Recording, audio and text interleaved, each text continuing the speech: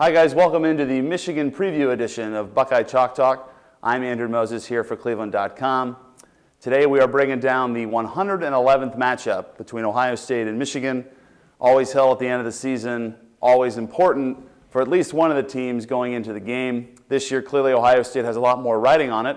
2014 has been a tumultuous year for the Michigan program, both on and off the field. On the field, the issue has been primarily with the Wolverine offense. Michigan's defense is in the top third of most of the major defensive categories in the Big Ten this season so far, whereas Michigan's offense has ranked in the bottom third of all the important offensive categories in the Big Ten so far this year. Turnovers and quarterback play have really been the bugaboo for Michigan's offense throughout the whole season, and the statistics really show it. Michigan is last in the Big Ten in turnover margin.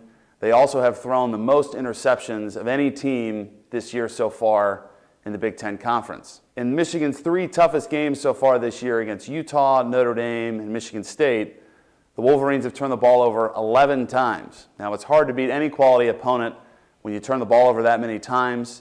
And the play we're going to break down here is from the Michigan State game, and this is pretty evident of the quarterback issues they've had throughout the season. So this play from the Michigan State game, it's 14-3. Michigan State is winning in the third quarter. The Wolverines, down 11, still a competitive game, are facing an important 3rd and 11 on their own end of the field. Now, as we look down at the play here, Michigan State's on defense, Michigan's on offense, and Michigan State's in a pretty basic coverage here on a 3rd and long. You can tell they got some deep safety help. They only got 3 guys on the line of scrimmage. And clearly they are trying to stop a big play, trying to prevent Michigan from converting a long passing play and trying to convert the first down. So as we run through the play here, Michigan is in one of their basic formations. They like to spread formation. They got man protection up front, with their running back here helping on the left side. Michigan State only ends up rushing 3 guys and dropping all 8 in coverage. Now here comes the problem for David Gardner. There have been 2 common themes for the Michigan quarterback play so far this year. They have really had trouble reading defenses pre-snap, and they've really had trouble with their mechanics and delivering the ball on target in tight spaces. So Michigan State is playing, they got their man coverage here on the outside with their corners. They're tracking these receivers one-on-one. So when they go out for a pass, those corners are tracking them one-on-one on the outside. The rest of Michigan State's defense is in a zone.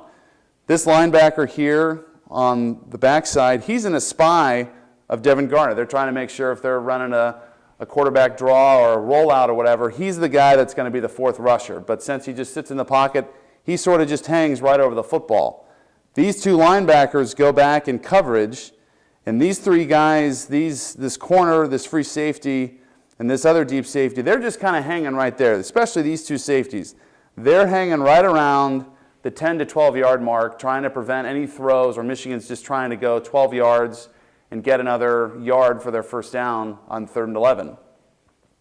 Gardner, as the play progresses, this wide receiver in the slot here, he's trying to hit this guy on a crossing route. He does a nice job of getting upfield, turns this way. By the routes from the tight end, who he clears out, clearly this inside receiver is who he's trying to go to. The problem is for David Gardner, as he sort of steps up, sort of floats to his left here, when he's getting ready to throw, he totally forgets the safety's even there on the backside. He's just waiting here, playing his zone, seeing what comes by. As Gardner, as he rolls his left and gets prepared to throw, he has 2 problems. One, he doesn't realize the safety's still there. The other one is he doesn't really step into the throw. And if anything, he throws it flat-footed, throws it across his body. And as we go through the play, doesn't see him coming, throws it right to the safety, and he returns it for a touchdown, giving Michigan State a 21-3 lead and pretty much putting the game away. So the conundrum of the quarterback position for Michigan has continued going into this game against Ohio State. I expect one of 2 things. If David Gardner plays a good game, or Shane Morris, whoever ends up playing, if they play well, this will be a competitive game. If they don't play well and they turn the ball over like they had against Utah, Notre Dame, and Michigan State, I think Michigan's going to have a very long day at Ohio Stadium, and the Buckeyes will cruise to a victory. So we'll see how it plays out. We'll be back next week to break down the game and hopefully break down a Big Ten championship appearance for the Buckeyes. I'm Andrew Moses here for cleveland.com. Enjoy your Thanksgiving and football weekend.